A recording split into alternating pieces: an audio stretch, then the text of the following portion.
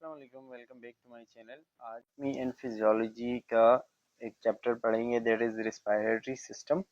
और ये बहुत ही इजी है, बच्चों को पता होता है कि रिस्पायरेटरी सिस्टम क्या होता है। लेकिन इस पीपीटी चूँकि हमने पढ़नी है for the exam point of view, तो इसको हम डिस्कस करेंगे। एंड ये आप उसके ऑब्जेक्टिव्स देख सकते हैं। ये कुछ चीज़ें हैं जो हमने इस चैप्टर में पढ़नी है, ठीक है।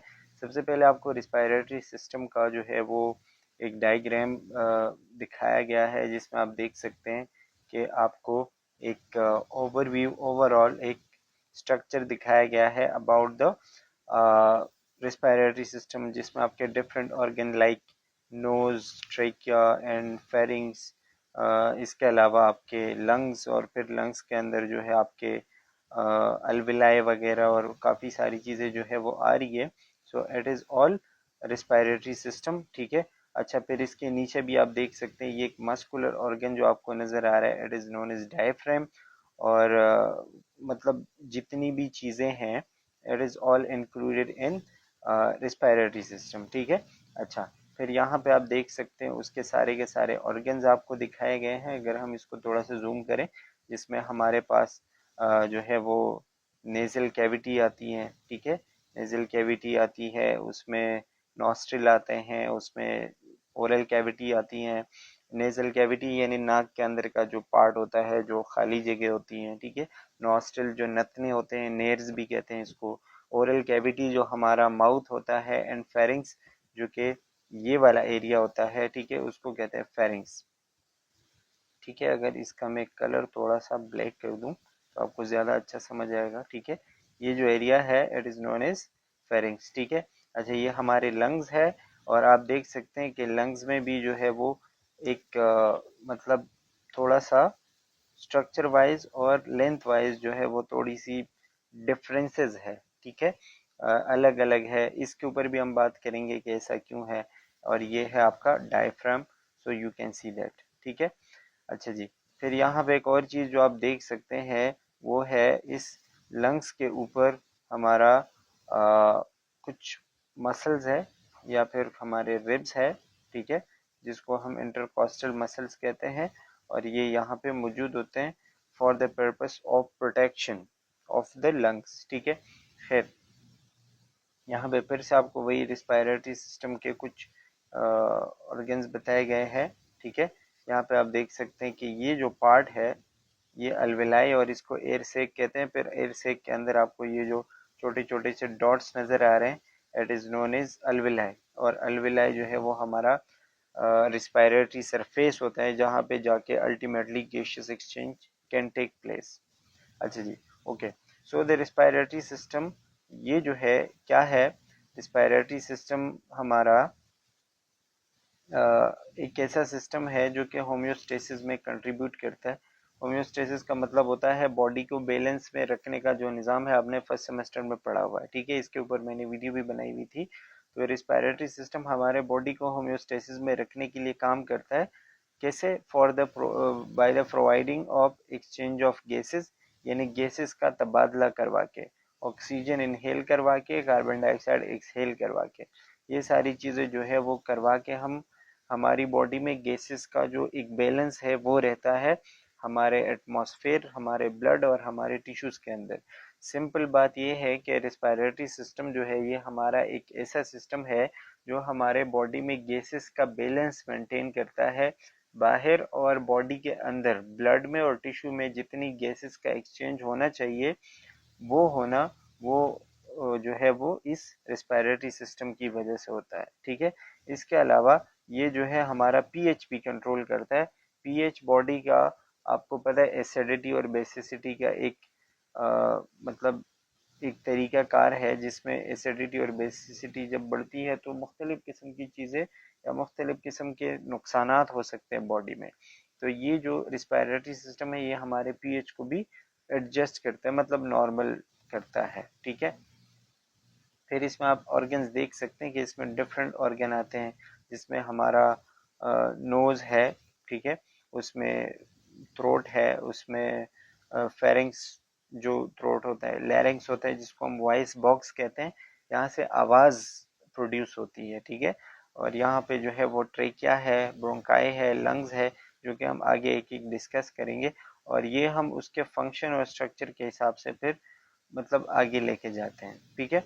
अच्छा, रिस्पायरेटरी सिस्टम में आप देखेंगे तो टोटल जो रिस्पायरेटरी सिस्टम है पूरा नोज से लेके लंग्स और अल्वेलाई तक, ये हम दो हिस्सों में डिवाइड करते हैं। एक को हम कहते हैं अपर रिस्पायरेटरी सिस्टम और दूसरे को हम कहते हैं लोअर रिस्पायरेटरी सिस्टम।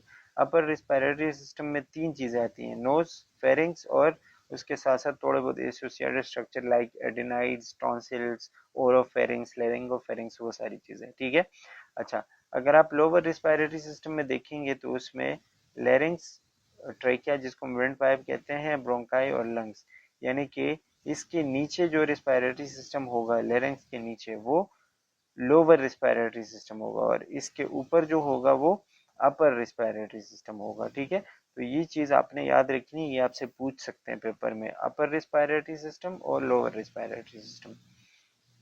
अच्छा, फिर इसमें कुछ और चीजें, जैसे कि इसमें एक आता है कंडक्टिंग जोन। कंडक्टिंग जोन का मतलब क्या होता है कि जो अ, हवा को कंडक्ट करवाता है, यानी एक जगह से दूसरी जगह लेके जाता है। फॉर एग्जाम्पल हमारा जो नोज है वो हवा को ट्रांसफर करवाता है टू द फेरिंग्स, ठीक है, फिर फेरिंग्स ट्रेकिया को, ट्रेकिया फिर लंग्स को, अल्वेलाई तक। ये जो पूरा मतलब ये वाले जो एरियाज है ये क्या करते हैं, ये हवा को जस्ट कंडक्ट करवाते हैं, एक जगह से दूसरी जगह पहुंचाते हैं, ठीक है। इसीलिए हम इसको कंडक्टिंग जोन कहते हैं। दूसरा यहाँ पे है रिस्पायरेटरी जोन। रिस्पायरेटरी जोन जो है वो असल में गैसियस एक्सचेंज करवाता है, यानी जैसे ही हवा कंडक्ट हो जाती है तो उसको बॉडी तक ब्लड में शामिल करना और ब्लड से कार्बन डाइऑक्साइड वापस लेके आना और वापस बॉडी से एक्सहेल करवाना, ये जो है वो रिस्पायरेटरी जोन का काम होता है, जो अल्टीमेटली अल्वेलाई होते हैं, ठीक है। यानी कि ये जो काम है ये अल्वेलाई का होता है। और बाकी जो चीज़ें हैं कंडक्टिंग जोन, उसमें डिफरेंट ऑर्गन्स आते हैं। अब यहाँ पे आप देख सकते हैं कि कंडक्टिंग जोन के ऑर्गन्स क्या क्या है। उसमें जो है आपको दिखाया गया है कि फेरिंग्स आ रहा है, ठीक है, नोज आ रहा है, फेरिंग्स आ रहा है, इसी के अलावा ये जो ऑर्गन्स है लेरिंग्स, ट्रेकिया, ब्रोंकाया, ब्रोंकील्स और टर्मिनल ब्रोंक्यूल्स, ये सारे के सारे जो है वो क्या है, हमारा कंडक्टिंग जोन कहलाते हैं। मतलब यहाँ पे कोई गैसियस एक्सचेंज नहीं हो रही, यहाँ पे जस्ट हवा आ रही है, हवा जा रही है, कंडक्ट हो रही है, ठीक है। और इसका काम है हवा को फिल्टर करना और उसको वार्म करना, मतलब उसमें थोड़ी सी नमी शामिल करना, उसमें थोड़ी सी गर्माइश शामिल करना, ठीक है, और हवा को हमारे बॉडी के लिए, रिस्पायरेटरी सिस्टम के लिए सूटेबल बनाना। अच्छा जी, फिर आप देख सकते हैं कि रिस्पायरेटरी जोन में आपके पास रिस्पायरेटरी ब्रोंक्यूल्स आते हैं, अल्वीलर डक्ट्स आते हैं, मतलब अल्विलाई का ही हिस्सा है, अल्वीलर सेक आते हैं और अल्विलाई आते हैं। और यहाँ पे क्या होता है, यहाँ का जो मेन फंक्शन है वो है gaseous exchange between air and blood, यानी कि हमारे ब्लड में और हमारी जो एयर है ना उसमें एक्सचेंज होना, या उन दोनों का एक्सचेंज करवाना, ये रिस्पायरेटरी जोन का काम होता है, ठीक है। अब यहाँ पे आपको डिफरेंट ऑर्गन्स बताए गए हैं फंक्शन वाइज के उनका काम क्या है। सो ये हम देखेंगे एक एक। सबसे पहले आप देखेंगे तो नोज को हम दो हिस्सों में डिवाइड करते हैं, एक्सटर्नल और इंटरनल पोर्शन, ठीक है। External portion consist of supporting framework of bone and highline cartilage, यानी कि यहाँ पे आप देखेंगे तो इम्पोर्टेंट चीज है ये वाली कि आपके पास क्या है, बोन्स है उसमें, ठीक है, और हाईलाइन कार्टिलेज है। यानी कि आप बोन नोज का जो बिल्कुल टिप है ना, जो जो सर होता है, अगर आप वो देखेंगे तो इसमें आपको कार्टिलेज मिलेगा, ये हमारा एक्सटर्नल नोज है, ठीक है। इसमें एक आपको फ्रंटल बोन मिलता है जो कि ये वाला इम्पोर्टेंट, ठीक है। इसके अलावा नेजल बोन और मैक्सिलरी बोन जो है वो तीनों क्या करते हैं, ये एक नोज का स्ट्रक्चर बनाते हैं। आप लोगों ने बोन्स पढ़े हुए ना, तो ये तीनों फ्रंटल बोन, नेजल बोन और मैक्सिलरी बोन, ये तीनों मिलके एक्सटर्नल नोज का स्ट्रक्चर बना रहे होते हैं। इसके अलावा इसमें कार्टिलेज भी होते हैं। कार्टिलेज में सेप्टल कार्टिलेज, लेटरल कार्टिलेज और एलर कार्टिलेज आते हैं। यहाँ पे आपको इतना डिटेल में जाने की जरूरत नहीं है, आप सिंपली ये कह सकते हैं कि हमारे जो मतलब हमारा जो नोज है उसमें बोन्स है जो बिल्कुल एक्सटर्नल नोज है, ठीक है, और कुछ कार्टिलेज है उसमें, ठीक है। अच्छा, अगर हम इंटरनल नोज की बात करें तो इंटरनल नोज में आपके पास क्या चीजें आती हैं, लार्ज कैविटी आती है, यानी कि अंदर की तरफ। एक तो बाहर की तरफ हमने नोज पढ़ने हैं, जो बाहर आपके फेस पे नजर आ रहा है वो आपका एक्सटर्नल नोज है, ठीक है। इंटरनल नोज में आपका जो लार्ज कैविटी है, यानी कि अंदर की जो कैविटी होती है, जो खाली स्पेस है, ठीक है, in the interior aspect of the skull, जो हमारा फेस है ना उसके अंदर की तरफ इंटीरियर यानी आगे की तरफ जो है वो फेस के अंदर जो खाली जगह है नोज के अंदर की तरफ जाते हुए, इसको हम कहते हैं इंटरनल नोज। अब यहाँ पे it lies interior to the nasal bone, nasal bone के बिल्कुल आगे होता है इंटीरियर, ठीक है, और सुपीरियर टू द माउथ, और माउथ के बिल्कुल ऊपर। सुपीरियर का मतलब पढ़ा हुआ है ना आप लोगों ने, ऊपर। अच्छा, फिर इसमें it line with the muscle in mucous membrane, इसमें आपको कुछ मसल्स मिलेंगे और कुछ म्यूकस मेम्ब्रेन मिलेंगे, जिसकी वजह से उसमें ये लिक्विड म्यूकस प्रोड्यूस होता है और एक नमी सी प्रोड्यूस होती है, ठीक है। अच्छा, the space between internal nose is called nasal cavity, और आपके नोज के अंदर के जो जो स्पेस है ना, जो खाली जगह है, उसको नेजल कैविटी कहते हैं, जो पहले मैंने आपको बता दिया। अच्छा, interior portion of the nasal cavity just inside the nostril have vestibule, vestibule वही कुछ सेल होते हैं, कुछ प्रॉपर चीज़ें होती हैं जो कि म्यूकस वगैरह प्रोड्यूस करती हैं। नेजल कैविटी में आपको ये सारी चीज़ें मिलेंगी, ठीक है। इंटरनल नोज में जो है वही बात कि इसमें म्यूकस है, और म्यूकस जो है वो गॉबलेट सेल्स रिलीज करवाते हैं। ये पॉइंट बहुत ज़्यादा इंपॉर्टेंट है, ये भूलना नहीं, आपसे पेपर में पूछ सकते हैं। गॉबलेट सेल जो है वो ऐसे सेल होते हैं हमारे नोज के अंदर जो क्या करते हैं, म्यूकस प्रोडक्शन करवाते हैं। और सिर्फ यहाँ पे नहीं, ये हमारे इंटेस्टाइन में भी पाए जाते हैं, डिफरेंट चीज़ों में पाए जाते हैं। और इस म्यूकस का काम क्या होता है, मॉइस्चर द एयर, हवा में नमी प्रोड्यूस करना, और उसमें जो भी एयर पार्टिकल्स खराब चीज़ें होती हैं ना उसको ट्रैप करना, उसको रोकना भी इसका काम होता है, ठीक है। इसके अलावा यहाँ पे मिलता है आपको ऑल्फैक्टरी नर्व। ऑल्फैक्टरी नर्व जो है आपको ये दिखाया गया है, ऑल्फैक्टरी नर्व जो है ये हमें स्मेल करवाने में हेल्प करते हैं, यानी कि स्मेल महसूस करवाने में हेल्प करते हैं। और olfactory nerve is responsible for smell, बस यही आपने याद रखना है, ठीक है। इसमें आपको वही स्ट्रक्चर बताया गया है नोज का, यू कैन सी दैट, ठीक है। नोज का फिर से आपको मतलब मजीद डिटेल वाइज दिखाया गया है, इतना आपको ज़रूरत नहीं है, लेकिन पढ़ना चाहते तो पढ़ ले, बहुत अच्छी बात है, ठीक है। फिर नोज का इंटरनल स्ट्रक्चर जिसमें अल्फैक्टरी बल्ब है, वही क्या कह सकते हैं, जो स्मेल प्रोड्यूस करवाते हैं, प्रोड्यूस नहीं मतलब महसूस करवाते हैं, ठीक है। इसके अलावा यहाँ पे आपको ये मिलेगा साइनस, ठीक है। साइनस जो है एक खाली जगह होती है जिसमें हवा भरी होती है, और ये फेस का जो बैलेंस है वो मेंटेन करता है। इसके अलावा स्फेनाइड साइनसेस होते हैं और ये फ्रंटल साइनसेस होते हैं, ठीक है। इसके अलावा यहाँ पे आपको मिलेंगे टॉन्सिल्स अंदर की तरफ, जैसे ही आप नोज में अंदर की तरफ जाते हो, ठीक है, ये आपको मिलेगा कार्टिलेज, ठीक है। नेजल कैविटी जो कि ये अंदर की तरफ ये जो कैविटी है इट इज नेजल कैविटी, और ये हमारा टंग एंड ये कुछ दांत वगैरह जो आप देख सकते हैं, ठीक है। उसका बस नोज का आपको स्ट्रक्चर बताया गया है। अच्छा जी, इसके अलावा हम आते हैं फेरिंग्स पे, जिसको हम आम जबान में कहते हैं गला, ठीक है। जो जो हमारा गला होता है it is known as pharynx, ठीक है। ये तकरीबन 13 सेंटीमीटर लॉन्ग होता है, पेपर के हवाले से इंपॉर्टेंट पॉइंट है, ठीक है। और ये इंटरनल नेयर से जो हमारा नोज है उससे स्टार्ट होता है, और आगे जाके जो हमारा क्रिक्वायर्ड कार्टिलेज होता है, यानी कि क्रिक्वायर्ड कार्टिलेज का मतलब क्या होता है, जो ट्रेकिया के कार्टिलेज है या लेरिंग्स के जो कार्टिलेज है, ठीक है, वहां पे जाके खत्म होते हैं। यानी ये हमारा पूरा गला है जो कि 13 सेंटीमीटर उसका साइज होता है, ठीक है। अब ये फेरिंग्स जो है ये posterior to the nasal and oral cavities मौजूद होता है, यानी हमारे नोज और हमारे ओरल कैविटी जैसे ही खत्म होती है तो इसके बिल्कुल पीछे हमारा फेरिंग्स मौजूद होता है, ठीक है। अच्छा, सुपीरियर टू द लेरिंग्स यानी लेरिंग्स के ऊपर, ठीक है, और just anterior to the cervical vertebrae, और इसके बिल्कुल पीछे क्या है, सर्वाइकल वर्टेब्रा है, जो कि स्पाइनल कॉर्ड के वो गले का हिस्सा होता है, ठीक है। तो ये उसके आगे है, एंटीरियर है। तो इसके प्रोपोर्शन जो है या इसके जो साइड वाइज जो आपको चीज़ें बताई गई हैं ये आपने याद रखनी है। पोस्टीरियर कहाँ पे है, नोज और माउथ के बिल्कुल पोस्टीरियर, ठीक है। अच्छा, सुपीरियर है लेरिंग्स के, यानी लेरिंग्स के ऊपर, और interior to the cervical vertebrae, cervical vertebra जो होते हैं उसके बिल्कुल इंटीरियर है, यानी आगे की तरफ है, ठीक है। अच्छा जी, इसी तरह the pharynx function is a passage way for air, ठीक है, वही बात कि इसमें हमारा दो फंक्शन होते हैं। कौन कौन से फंक्शन? एक तो ये हवा को अंदर जाने देता है और फूड को भी, यानी फूड और हवा के लिए ये दोनों का कंबाइंड रास्ता है, ठीक है। अच्छा, provide a resonating chamber for speech sound, जैसे ही हमारा आवाज प्रोड्यूस होती है ना लेरिंग से, तो ये वही से आती है लेरिंग से, और वो फेरिंग से गुजरते हुए आती है, यानी कि ये उसको भी एक स्पेस प्रोवाइड करता है। इसके अलावा इसमें टॉन्सिल्स होते हैं। टॉन्सिल जो है वो इम्यूनोलॉजिकल रिएक्शन, यानी इसका इम्यून सिस्टम में काम होता है। जब भी हमारे हवा में या हमारे खाने में कोई ऐसी खतरनाक चीज होती है तो उसको रोकना टॉन्सिल का काम होता है, ठीक है। अब आप देखेंगे तो फेरिंग्स को भी हम तीन हिस्सों में डिवाइड करते हैं, और वो तीन हिस्से कौन कौन से होते हैं? एक को हम कहते हैं नेजोफेरिंग्स।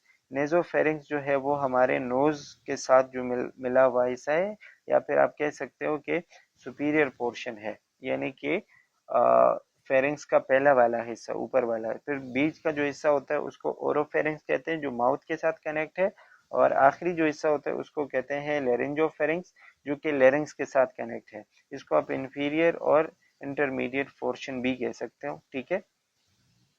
अच्छा, ये भी आपने याद रखना है। ये आप देख सकते हैं फेरिंग्स का थोड़ा बहुत स्ट्रक्चर। इसके अलावा आपको बताया गया है लेरिंग्स। लेरिंग्स जो है ये मोस्ट इम्पॉर्टेंट है। इसका तो वैसे मतलब इतना कोई काम नहीं है रेस्पिरेटरी सिस्टम में, it is just a pathway, लेकिन इसका काम जो है वो वॉइस बॉक्स है, यानी कि आवाज प्रोड्यूस करना इसका काम होता है। तो ये आप वॉइस बॉक्स का लफ्ज आपने याद रखना है, ठीक है। और it is a short passage वे, यानी इसका जो रास्ता है वो बहुत शॉर्ट होता है, इतना कोई बड़ा ऑर्गन नहीं है, ठीक है। और ये पीछे से लेरेंजोफेरेंक्स के साथ कनेक्ट है, ठीक है। और लेरेंजोफेरेंक्स आगे जाके, या लेरिंग जो है वो आगे जाके ट्रेकिया के साथ कनेक्ट हो जाता है, ठीक है। ये हमारे नेक के बिल्कुल मिड लाइन पे, यानी कि बिल्कुल बीच में मौजूद होते हैं। तकरीबन 4 to 6 सर्वाइकल वर्टिब्रा के बीच में मौजूद होता है। आपको पता है ना, 7 सर्वाइकल वर्टिब्रा होते हैं, 7।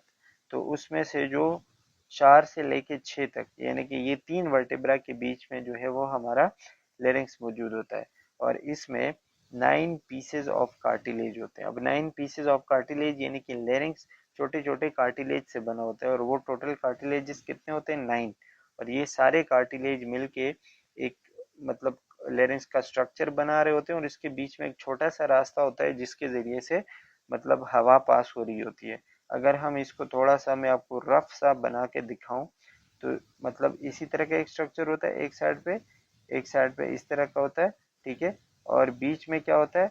ये जो रास्ता है ये हवा के लिए, ठीक है। तो जैसे ही हवा यहाँ से अंदर जाती है तो ये जो कॉर्ड्स है, ये वोकल कॉर्ड्स वगैरह होते हैं, ठीक है, ये वाइब्रेट करते हैं, और वाइब्रेट करते ही ये आवाज प्रोड्यूस करते हैं, ठीक है। खैर ये अलग एक मजीद डिटेल हो जाएगी, उस पर हम इतना नहीं जा रहे। अच्छा, अब लेरिंग्स के जो है इसमें 3 कार्टिलेजेस अकर सिंगली, ठीक है। यानी हमने जो बात की कि इसमें हमारे पास 9 कार्टिलेज होते हैं, तो उसमें से 3 जो है वो सिंगल होते हैं, ठीक है। अच्छा, एक उसमें जो 3 है उसमें एक होता है थायराइड कार्टिलेज, जो एडम्स एप्पल होता है, जो आगे की तरफ आपको जो हमारा गला होता है ना, इसमें आगे की तरफ एक बाहर की तरफ निकला हुआ एक कार्टिलेज होता है, ठीक है। उसको हम एडम्स एप्पल कहते हैं। इसी तरह इपीग्लॉटिस होता है, जो लेरेंस के बिल्कुल ऊपर है, एक ढक्कन सा होता है, आपने पढ़ा होगा इपीग्लॉटिस। जब भी हम कोई कुछ खाते हैं तो खाने के वक्त जो है इपीग्लॉटिस लेरेंस को बंद करता है, ताकि ये चीज खाना जो है वो सांस की नाली में ना जाए। इसके अलावा होता है क्रिकॉइड कार्टिलेज, जो एक रिंग लाइक होता है, और वो भी लेरिंग्स में मौजूद होते हैं। इसके अलावा 3 कार्टिलेजेस ऐसे होते हैं जो पेड में होते हैं, यानी दो दो है, ठीक है। जिसमें रेटिनाइड कार्टिलेज जो ट्राइंगुलर पीसेस में होते हैं, ठीक है, यानी दो, ठीक है। इसके अलावा क्यूनिफॉर्म जो हॉर्न, यानी ऐसे जिससे सींग होता है ना उसी तरह। और एक होता है कॉर्निकुलेट कार्टिलेज, जो कि क्लब शेप होता है, ठीक है। आपने बस मतलब इसके नाम याद रखने हैं। 3 जो है वो एक एक है, सिंगल है, और 3 जो है वो पेयर में है, डबल है, ठीक है। अच्छा, ये आप देख सकते हैं उसके कार्टिलेज वाइज, कलर वाइज आपको बताया गया है। आपको उसका स्ट्रक्चर दिखाया गया है। ये अच्छा यहाँ पे डायग्राम उन्होंने ऐड किया है, you can see that and you can read that, ठीक है। अच्छा, थायराइड कार्टिलेज जिसको हम एडम्स एपल कहते हैं, इसमें भी यानी कि two fused plates of hyaline cartilage होते हैं। हाइलाइन आपको पता है जो कि मूवेबल या फिर थोड़ा सा सॉफ्ट कार्टिलेज होता है, ठीक है, यहाँ पे मौजूद होता है। और ये हमारे लेरेंस का इंटीरियर वॉल प्रोड्यूस करता है या बनाता है आगे की तरफ, ठीक है, और इसको एक ट्राइंगुलर शेप देता है, ठीक है। ये मेल और फीमेल में ज्यादा होता है, बट मेल में ये लार्जर होता है, मेल में ये थोड़ा सा बड़ा होता है, और इसीलिए जो मेल सेक्स हार्मोन्स होते हैं उसकी वजह से ये थोड़ा सा बड़ा होता है। और वो हार्मोन कौन से हैं? टेस्टोस्टेरोन। और ये आगे जाके प्यूबर्टी में जो है वो सामने आता है। यानी आप एक एडल्ट मेल को देखेंगे ना, उसके गले में आपको एक क्या कह सकते हैं, एक चीज बाहर की तरफ निकली हुई नजर आएगी, it is known as Adam's apple. और एडम्स एप्पल जो है ये सेक्स हार्मोन की वजह से प्रोमिनेंट हो जाता है इन मेल जब वो प्यूबर्टी पर पहुंचता है, ठीक है।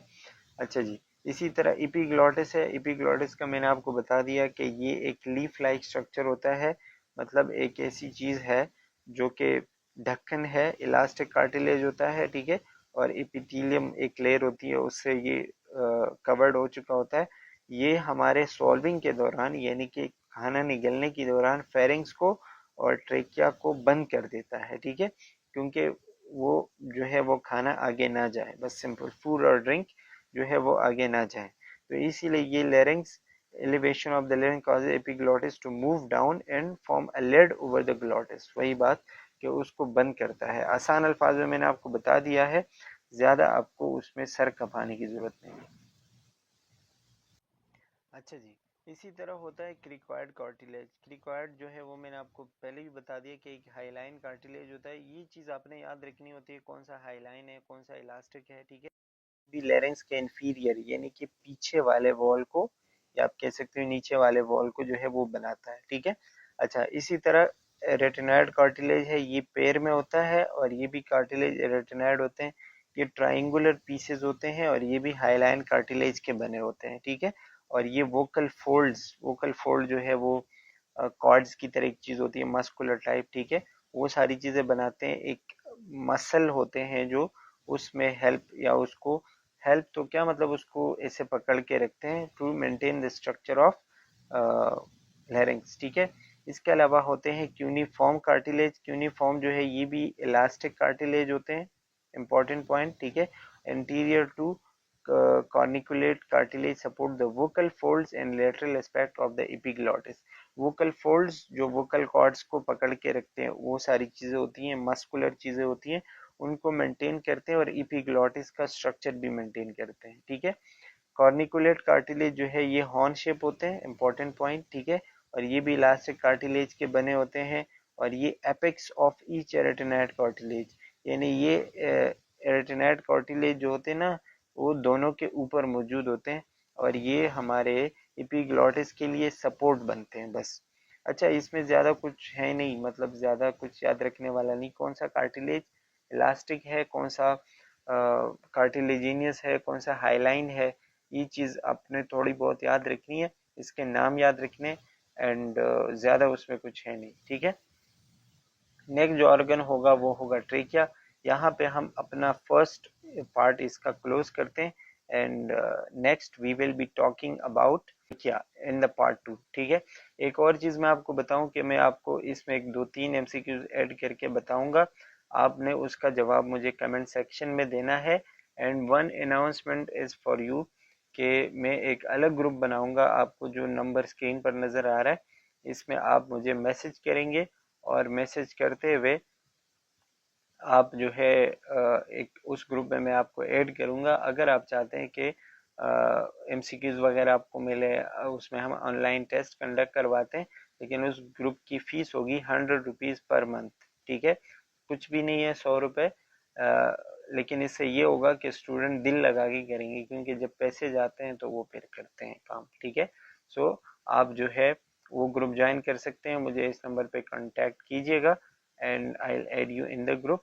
और हम आपके टेस्ट कंडक्ट करवाएंगे इंशाल्लाह, जिससे आपको बेहतर तैयारी होगी, और आपका जो है वो बेस अच्छा बनेगा फॉर द पेपर्स।